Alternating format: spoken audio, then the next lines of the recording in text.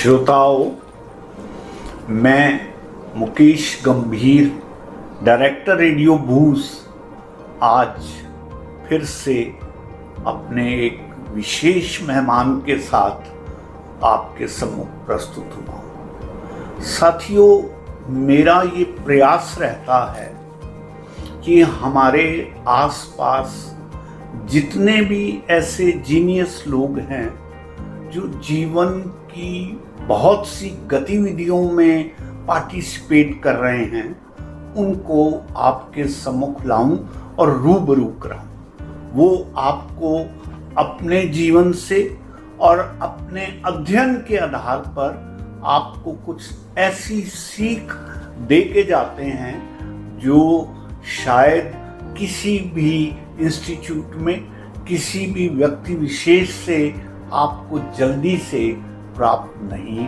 हो सकती। साथियों, इस 15 अगस्त 2023 में अनुराधा जी ने एक 5 स्टार होटल में एक बहुत खूबसूरत सेमिनार किया। उस सेमिनार में हम सब लोग हिस्सेदार थे, अनुराधा जी स्वयं भी थी, और उसके बाद एक खूबसूरत फैशन शो भी अरेंज किया।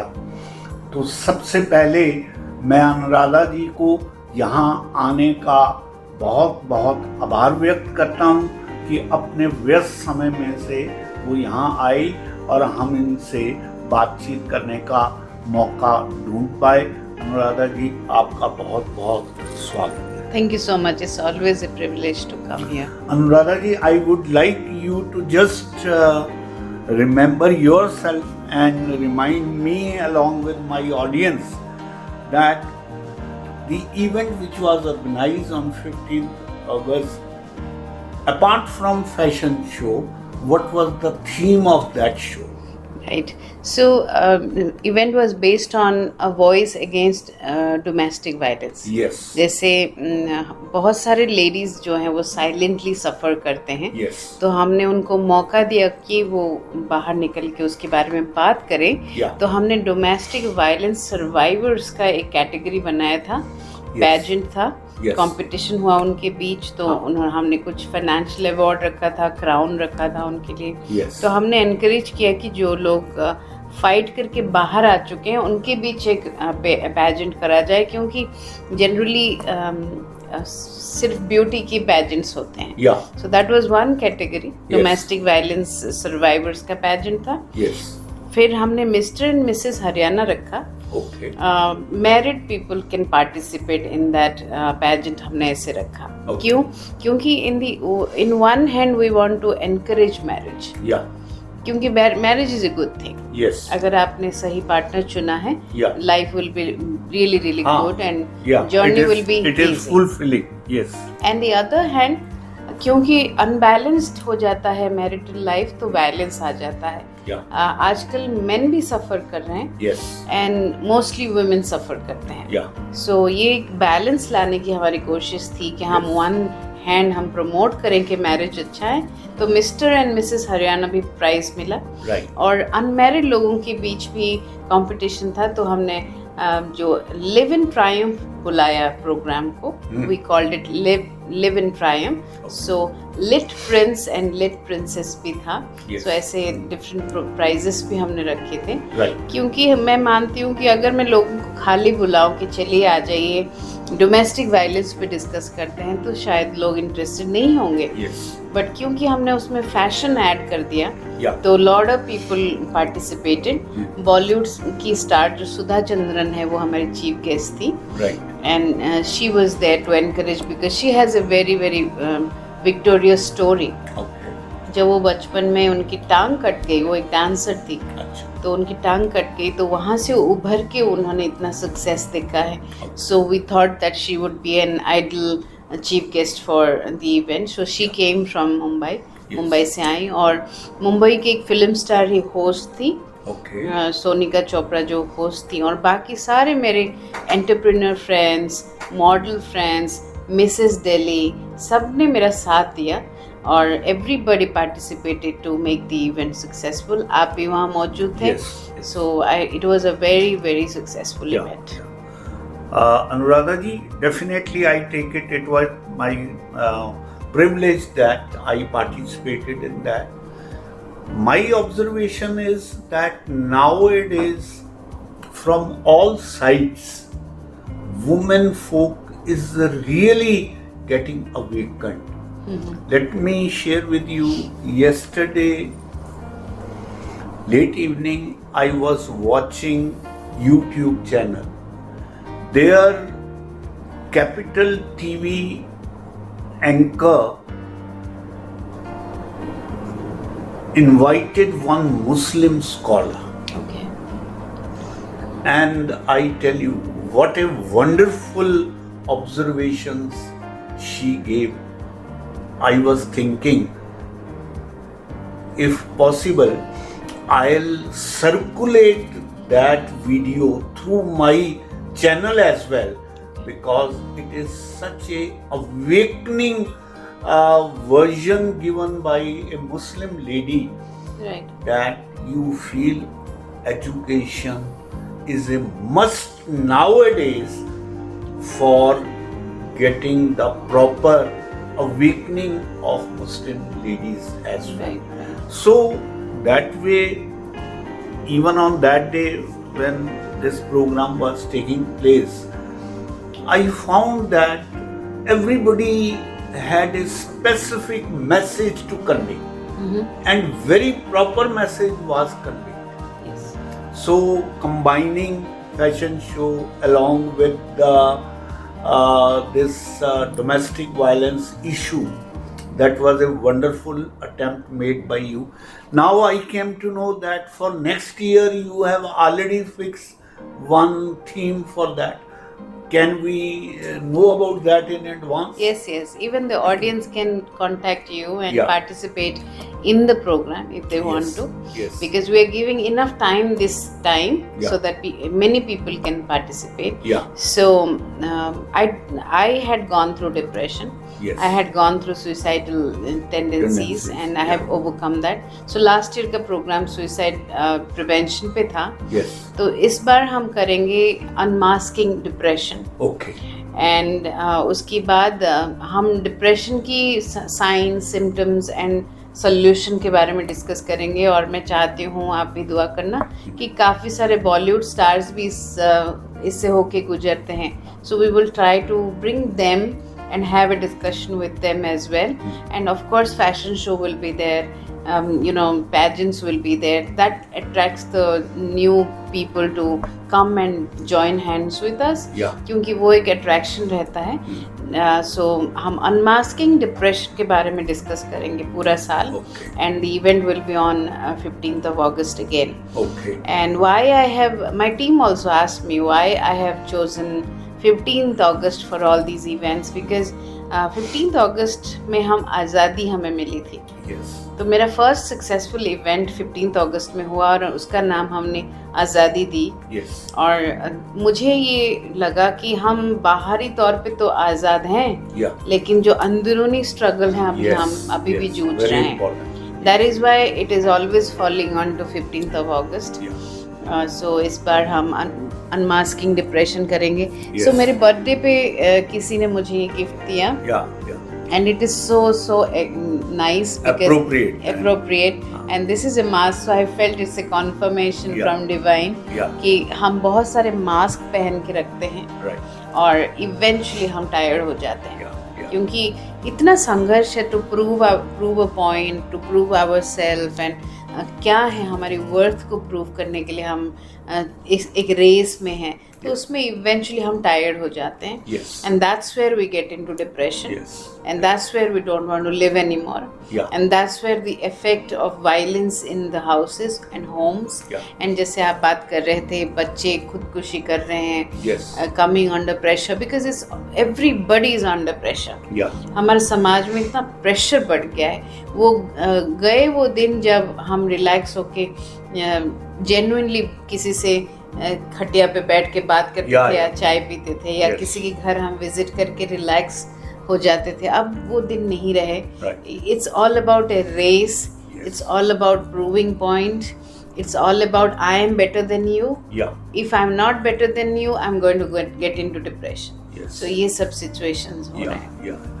तो अनुराधा जी, आपकी बात सुन के और मेरी समझ भी जो मुझसे कहती है वो ये है कि ये जितनी भी समस्याएं हैं जिनका आपने जिक्र किया, they are the creation of our own self. जी. अपनी ही पर्सनैलिटी में हम क्राइसिस पैदा करते हैं. जी. अपने ही जहन में हम इस तरह की दौड़ में लग जाते हैं जी. कि हम हर दौड़ के पड़ाव के बाद ये देखते हैं कि हम कहाँ तक पहुँचे हैं. हमारे आसपास वाले हमसे पीछे हैं और हमें ऐसे लगता है कि कुछ लोग हमारे से बहुत आगे निकल गए हैं और रिजल्टेंटली हम फिर उस दौड़ में ही लग जाते हैं बिना इस बात को इवेलुएट किए कि पिछली दौड़ से हमने क्या रिजल्ट निकाला, हमारे हाथ में क्या आया है, हमें कितना संतोष मिला है. इस बात को बिना एनालाइज किए हम आगे के लिए फिर एक दौड़ में जुड़ जाते हैं. तो ये बहुत ज़रूरी है जो आप 15 अगस्त को लोगों को ये समझाते हैं कि भाई थोड़ा सा ब्रेक लो, थोड़ा ये देखो कि आप कहाँ हो. मुझे याद आता है कि बुद्ध को डाकू उंगली माल ने पीछे से आवाज दे के कहा था कि रुको, पहले मेरे से बात करके आगे जाओ. तो बुद्ध ने कहा था कि मैं तो रुक गया, तू बता तू कब रुकेगा. और कहते हैं कि इस सेंटेंस ने उसके जीवन में ऐसा परिवर्तन लाया कि उसने लोगों को कत्ल करना बंद किया और वो उनकी शरण में आ गया. तो मेरा ऐसा ही मानना है कि पता नहीं कब आपकी इस आवाज से कि भाई रुको, देखो तुम्हारे डिप्रेशन का क्या कारण है, और जैसे ये इंसिग्निया आपको दिया गया, इसके माध्यम से ये बात आप भी याद रखेंगे कि आपने लोगों को क्या मैसेज कन्वे करना है. और वो ये है कि तुम अपने असली चेहरे को कब पहचानो. मैं आपसे अनुराधा जी ये बात कह रहा था कि आप बहुत अच्छा करते हैं कि 15 अगस्त को इनको ये रिमाइंड कराते हैं कि आप भागना तो बेशक जारी रखो, लेकिन ये तो देखो कि आप अब तक कहाँ पहुंचे हो, क्या पाया है. मेरे को एक और छोटी सी बात याद आती है. ओशो अपने जीवनी में इस बात को लिखते हैं कि जब मैं पहली बार सागर यूनिवर्सिटी में प्रोफेसर लगा और मैं वहाँ जाकर एक ऐसे चौराहे पर उतरा जिसमें 4 सड़कें थी और मुझे ये नहीं समझ आ रहा था कि किस सड़क पर मैं जाऊं और मैं यूनिवर्सिटी पहुंच जाऊंगा. तो कहते हैं मैं जैसे ही उतरा, एक बहुत ही फिलोसोफर नुमा आदमी वहाँ खड़ा था. मैंने उससे पूछा कि भाई इनमें से कौन सी सड़क यूनिवर्सिटी जाती है. तो उसने पहले एक सड़क की तरफ इशारा किया कि ये आप सीधा चले जाएं, लेकिन आपको ये यूनिवर्सिटी नहीं ले जाएगी.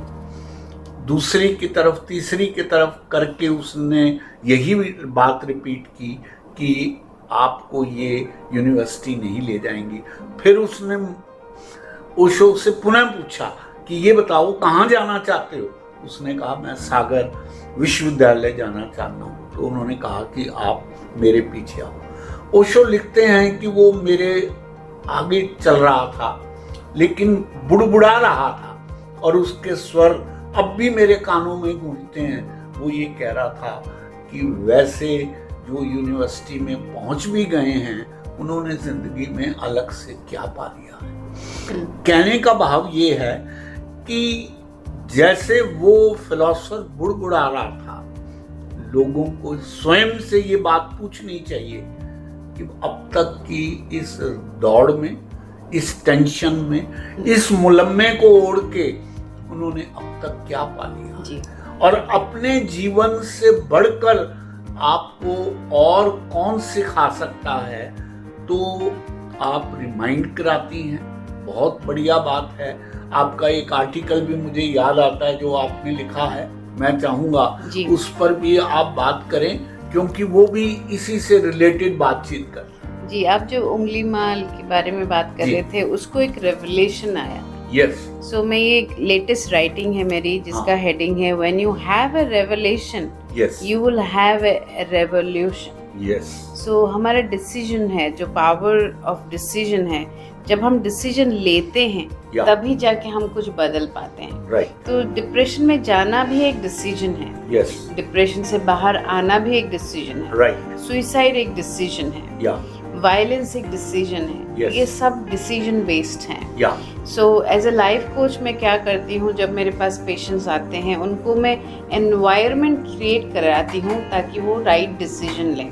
क्योंकि हर इंसान में वो काबिलियत ऑलरेडी है, लेकिन जब तक वो टैप इन नहीं करते हैं उस काबिलियत तक, वो बाहर उसको नहीं निकाल पाते हैं। सो मैं उनके लिए डिसीजन तो नहीं ले सकती, बट उनको डिसीजन लेने में मैं मदद करती हूँ।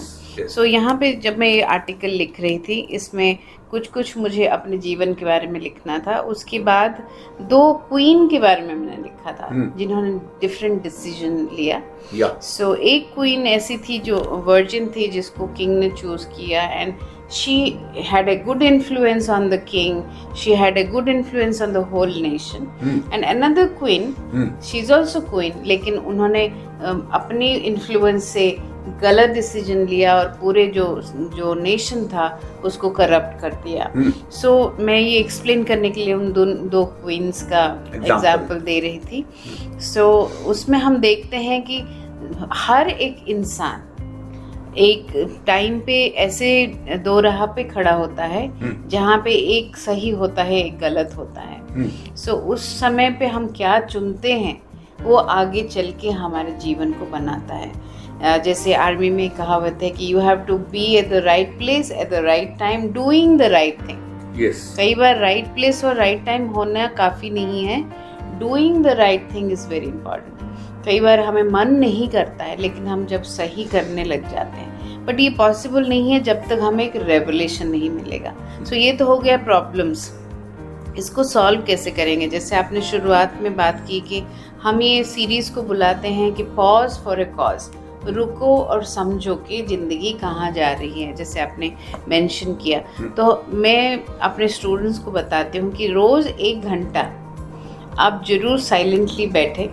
आप अगर पूजा कर पाते हैं बहुत अच्छी बात है, मेडिटेशन करें। अगर कुछ भी नहीं समझ में आ रहा है आपको क्या करना चाहिए, बहुत लोग मुझसे पूछते हैं कि मेडिटेशन हम कैसे करें, तो आप साइलेंटली बैठें और सिर्फ अपने जीवन पर रिफ्लेक्ट करें, उस दिन पर रिफ्लेक्ट करें, यहाँ तक जो जीवन पहुँच गई है कैसा चला है आज तक, और आप उस जीवन को कहाँ ले जाना चाहते हैं, वो रोज़ 1 घंटा आप रिफ्लेक्ट करें। उसी में बहुत सारी चीज़ें सॉर्ट आउट हो जाती हैं, है ना। स्लोली अगर हो सके तो आप क्रिएटर से कनेक्ट करें, क्योंकि जिसने आपको यहाँ भेजा है वो अच्छी तरह से जानता है कैसे आपको फिक्स करना है। That's my theory. क्योंकि जब होंडा की गाड़ी ख़राब होती है, हम उसको ह्यूंडई में नहीं लेके जाते हैं, हम होंडा के मेकर के पास ही जाते हैं, क्योंकि मेकर को पता है गाड़ी कैसे बनी है। सो मेकर उसको फिक्स कर सकते हैं। वैसे ही जब हमारी अंदर कोई प्रॉब्लम हम देख रहे हैं, हम जरूर उसके पास जाएं जिसने हमें बनाया। राइट। अपार्ट फ्रॉम दैट, अभी भी इंडिया में ऐसा है कि लोग डिप्रेशन के बारे में बात नहीं करते हैं। अगर आपको प्रॉब्लम सुसाइडल फीलिंग्स हैं तो हम बात नहीं करते हैं, क्योंकि सैडनेस डिप्रेशन को टैबू माना जाता है। सो आपको खुल के बाहर आना चाहिए। 4-5 ऐसे फ्रेंड्स आपके जीवन में होने चाहिए जिनसे आप डिस्कस कर सकें। आपके जीवन में 2-4 ऐसे गुड एडवाइज़र्स होने चाहिए जिनको आप पूछ सकें कि ऐसे 2 राह पे मैं खड़ी हूँ या खड़ा हूँ, मुझे क्या करना चाहिए। क्योंकि इंडियन कल्चर में जो सोसाइटी का स्ट्रक्चर था, बड़े बूढ़ों का आशीर्वाद था या फिर वो एक डर था, ये सब बहुत बुरी बात नहीं था। कहीं हद तक वो कंट्रोल में था सोसाइटी। Right. एंड आज की जनरेशन मानना नहीं चाहता है, डिस्कस नहीं करना चाहता है। 70-80% फ़ोन पे रहता है एंड इंटरनेट पे हर चीज़ अवेलेबल है, तो उनका जो सोच बहुत कंफ्यूज्ड है। Yes. उनको सही और गलत में नहीं फ़र्क पता है। 10 साल से लेके ऊपर बच्चे आपको देखिए, उनको नहीं पता क्या सही है क्या गलत है। तो जैसे माँ बाप अगर उनको ना समझ के सिर्फ स्कूल पढ़ाई कर लो, इतने मार्क्स ले आओ, क्योंकि वो इतना इन्फॉर्मेशन उनको मिल रहा है कि वो कंफ्यूज्ड हैं। Yes. तो इसलिए माँ बाप को ज़रूर चाहिए कि आप समय बिताएं और उनसे बातचीत करें कि आखिर वो कहाँ पे हैं। Yes. लाइक मेरी जो एल्डर बेटी है, I had gone through difficult time, so उसका असर बच्चों पे तो पड़ना ही था। Right. तो बेटे ने एक तरह से रिएक्ट किया, बेटी ने एक तरह से रिएक्ट किया। तो जब तक पहले मैं नहीं समझती थी, ऑनेस्टली आपके सामने कन्फेस कर रही हूँ, मैं नहीं समझती थी, मैं सिर्फ डांट देती थी, अरे तुम समझते क्यों नहीं हो, I am working hard to support you, you know that's the you know pet word of a single parent. So तुम समझते क्यों नहीं हो, लाइक मैं नहीं समझ पाई बहुत देर तक, अनटिल एक दिन ऐसा आया, मैं एकदम से शॉक्ड हो गई एंड देन आई सेड मुझे बताओ what are you going through. Then I asked her to paint. मुझे एक आइडिया आया कि मैं उसको कैनवस ला के दूँ और उसने पेंट करना शुरू किया। सो उस दौरान उसने अपनी एक्सप्रेशंस पेंटिंग में निकाला और धीरे धीरे करके उसको डिलीवरेंस मिल गया। मुझे एक बड़ा रेवलेशन उस टाइम मिला कि हमें लोगों को मौका देना चाहिए अपने आप को एक्सप्रेस करने के लिए, जो हमारे जीवन में जो लोग हैं। इसीलिए अपने आसपास लोगों का होना बहुत ज़रूरी है। सो स्पेशली पेरेंट्स को मेरा ये रिक्वेस्ट है कि बच्चों के साथ आप जरूर समय बिताएं, इट्स वेरी इंपॉर्टेंट, क्योंकि हमारे आज के रेस में हमारे पास टाइम नहीं है। यानी कि हम अगर 4 लोग एक रूम में बैठे हैं, चारों फ़ोन पे बिजी हैं, आपने एक चीज़ नोटिस किया होगा। सो उसमें हम टेक्निकली एडवांस हो गए हैं, लेकिन एक दूसरे से बहुत दूर हो गए हैं। सो आई थिंक ये बहुत बड़ा क्राइसिस बनने वाला है। अगर आज हम इसको हैंडल नहीं करेंगे ठीक से, जो एक मूवमेंट नहीं करेंगे कि इसको रोका जाए, 50 साल बाद कुछ होगा नहीं सोसाइटी में। नेक्स्ट जनरेशन बहुत कमज़ोर बड़ा होता चला जाएगा। So when we have a revelation, we have a revolution. That's what I was trying to write. Yeah. Right. Radha ji, मैं अक्सर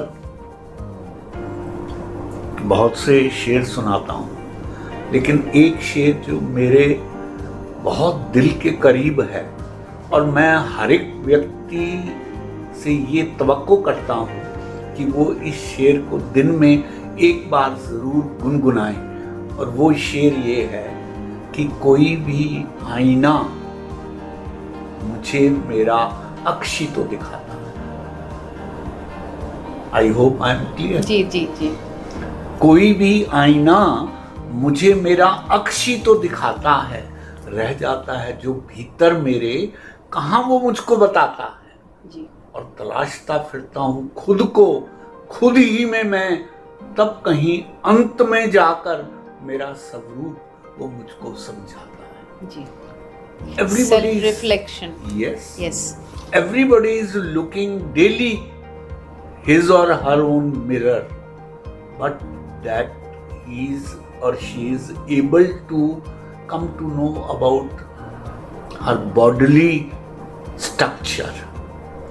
What is going on inside is not known to even elderly people. जी जी जी। Reason is this, that in order to understand yourself, in order to understand your emotions, your dark side of the personality, your bright side of the personality, you have to concentrate, you have to do yoga, you have to talk to yourself, you have to talk to the Almighty, and then try to find exactly what for we are here, what is the purpose of life, and in what direction should we go.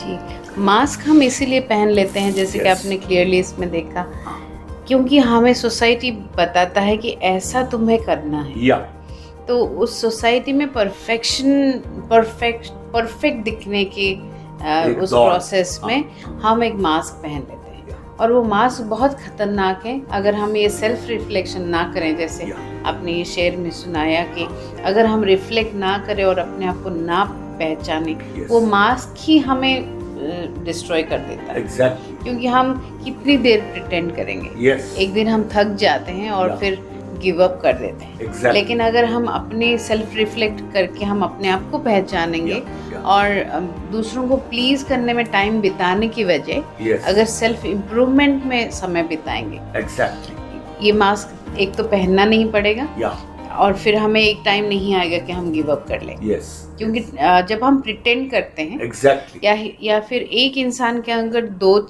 इंसान बसा है, एक बाहर को दिखाने के लिए, एक अंदर के लिए, तो ये बहुत बड़ा एग्जॉशन का कारण है। क्योंकि हम थक जाते हैं। प्रिटेंशन कुछ ही देर के लिए चल सकता है, तो एक दिन इंसान टायर्ड हो जाता है और अपने आप को समझाता है you are not fit for this world, you are not fit for this relationship, you are not fit for this marriage, you are not fit for the children, or children say think that I'm not fit for my parents, so वो collapse कर जाता है इंसान का जो personality है।